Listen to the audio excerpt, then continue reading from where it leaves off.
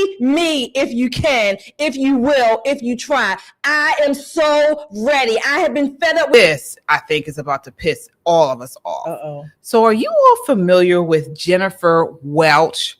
She is a progressive podcaster known for I've Had It All and IHIP News, where she and co-host Angie Sullivan discuss political and cultural issues.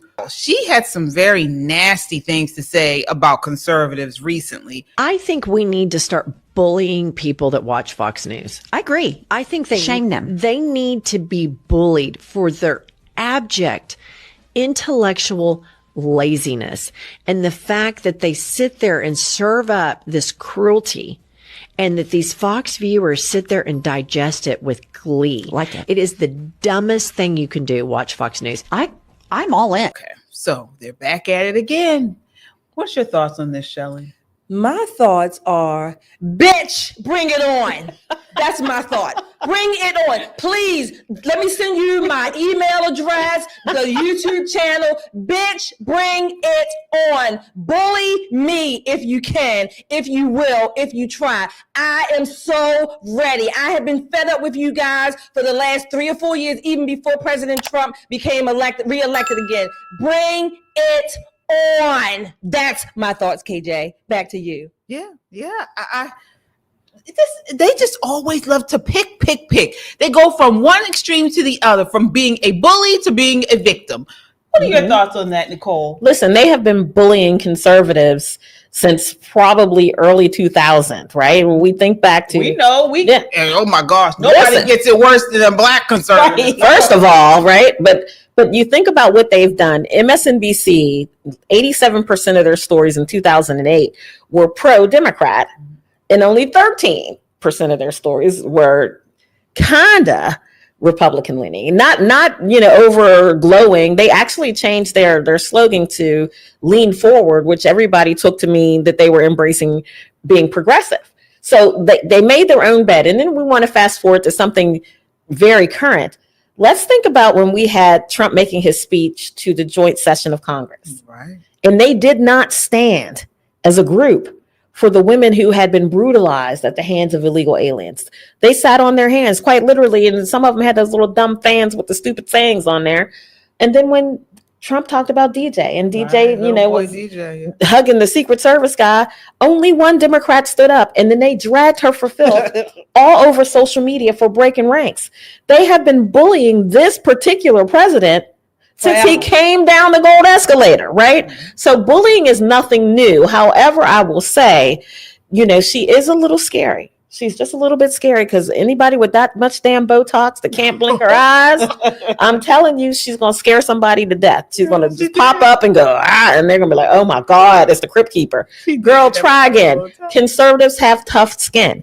We have to have tough skin because people like you make everything harder for us. Yeah. Every single thing harder for us. So she's going to have to try much harder than her little podcast. Yeah, absolutely. To try harder. Absolutely. And guess what? As Shelley says, you said, we have tough skin. Okay. We've seen it all. We've heard it all. We're the ones as conservatives, particularly in urban areas, in left-leaning states, that have to really get the brunt of this stuff. So it's not anything you can say that we probably haven't heard before. So as Shelley said, bring it on. Let me tell you, when I write my memoir, maybe the first 5 pages are just going to be all the dirty names I've been called. Oh yeah. It's going to be in like half a pike of print, so you're going to have to use a magnifier to see it so I can squeeze it all on there. But I'm going to tell you, you're going to have to come harder than that, sis. Oh, yeah. You're going to have to come way harder than that. Oh yeah. I mean, we've gotten it so bad. I mean, we've mentioned it on the show before, at festivals, out in the public. I mean, emails, texts, all types of stuff we get. Nasty messages from the left, and it's mostly white liberals. Yes, white women, because they hate to see a black conservative. It drives them wild, and I mean like crazy. Yes. You can't even have a dignified conversation with them. You cannot. There's no rationale. Soon as they hear that you're pro-life, that you're pro-gun, that you're small government, and Lord help you if you say that you voted for Trump, they lose their mind. lines. I mean, the Botox starts to ooze out of their nose. It goes flat. Wrinkles on their foreheads start to wrinkle all up. It is really, it's demonic. It's absolutely demonic, but this is them losing control over the things that they want to control. Yeah. How dare you have your own opinion? I didn't issue you one, right? I keep talking about that paternalistic and maternalistic school of thought. Black people have got to grow up. We have got to grow up in this world, or they're going to keep, slowly telling you what to do. Thinly veiled racism is a thing, y'all. Yeah. Well, we're thankful for people like Assistant Attorney General Harmeet Dillon. Yes, Harmeet. So yes, that brings us to our next story. The Biden DOJ might have turned a blind eye to election fraud, but now there's a new sheriff in town. And her name is Assistant Attorney General Harmeet Dillon. And she is not playing games, folks. She's launching legal strikes across the country to clean up our voter rolls and dismantle race-based Democrat gerrymandering. Take a look at this next clip. It's clip 3. Our constitutional duty is to protect the right to vote for all Americans. 60 years ago, Congress passed the Voting Rights Act of 1965 to confront the brutal reality that too many Americans were being denied their rightful access to the ballot. The Voting Rights Act came at a critical time in our nation's history and was the catalyst of necessary change. This landmark law removed barriers to voting. It outlawed poll taxes and literacy tests and gave the federal government the tools to stop discriminatory barriers at the ballot box. Today, under the leadership of President Trump and Attorney General Pam Bondi, this Civil Rights Division is continuing to protect equal and transparent ballot access with vigilance and resolve. We are investigating violations of federal voting laws. We're ensuring that all 50 states have and continue to have clean voter rolls. We are challenging efforts to suppress or dilute the vote. We are attacking illegal race-based gerrymandering, and we are protecting ballot access for all Americans. We have sued jurisdictions such as North Carolina for not registering voters properly by first verifying their eligibility. We have notified Texas of grave concerns about congressional districts drawn with racial motivations, and we are suing other jurisdictions where there is evidence of ineligible voters on their voter rolls. Our job is to make it easier to vote and harder to cheat. On this anniversary, we honor the Voting Rights Act, not just by remembering it, but by enforcing it for all Americans.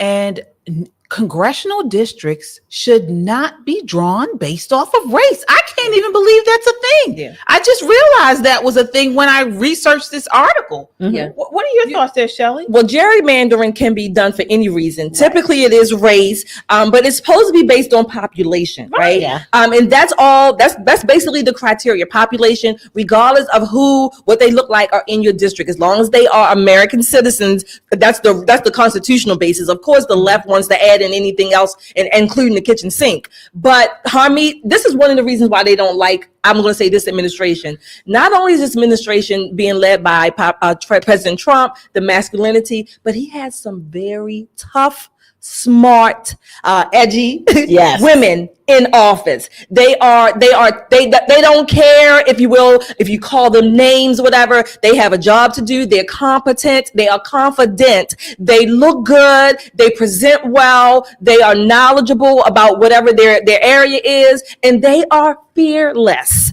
This is what the left doesn't like. Harmeet is, I call her a tiger. She's a tiger. She's smart. She's what do you call them? A whippersnapper, right? Yes. So she has no fear about the left, and she's going to do exactly what she says: ensure that Americans have legitimate access. Voting access, that they are legitimate when they vote, and it's not based on their skin color. So the Jasmine Crockett's and whomever, the Obamas, the Kamala Harris's, all these people can just go to hell, because they are not going to win this. We have people in office that the American people have elected, President Trump and this administration. Mm-hmm. We want, if you want to call it truth in voting, truth in the packaging, whatever, we want our voter rolls cleaned up, and we want them to have legitimate, valid votes, and that's what we want counted. Yeah, absolutely. I mean, Harmeet has been doing this for years. She's not new to this. She was the national committee woman from the great state of California. Believe it or not, there are tremendous Republicans in California. But she has, for probably the better part of 8 to 10 years, been doing this very same thing, making sure that people have the right to vote. She sued states over COVID restrictions. When I tell you this woman is the absolute truth, she is the absolute truth. She is not shakable. You know, it's remarkable, Shelley, you hit that nail right on the head. The people that Trump has surrounded himself with this term versus last term, you know, sometimes you see the divine hand of God on things. This whole Joe Biden thing, while it set the country back some, I think Trump needed that time to kind of take a look at the people who are around him and make other decisions. Harmeet is going to be after this like a pit bull after a greasy pork chop. Make no mistake, she's coming for people's necks. And with Pam Bondi being her boss, there's going to be great results. Well, really I hope so. I mean, lawsuits, they've already started some of these lawsuits to purge the voter rolls. So in North Carolina, they're accused of failing to verify voter eligibility before registration. California, over 1 million potentially ineligible voters in LA County alone. Orange County, the DOJ lawsuit, they have a lawsuit over attempts to keep non-citizens on the rolls. So folks, this is just starting and we are here for it. Absolutely. Sound off in the comments to let us know what you think. Do you think these lawsuits, you know, this agenda is needed? I certainly do. This was one of the things that I voted for Trump for. And I was upset in the last 4 years when he was in office because I felt like they should have done more about election integrity. But now that he is on it and I'm so happy for it.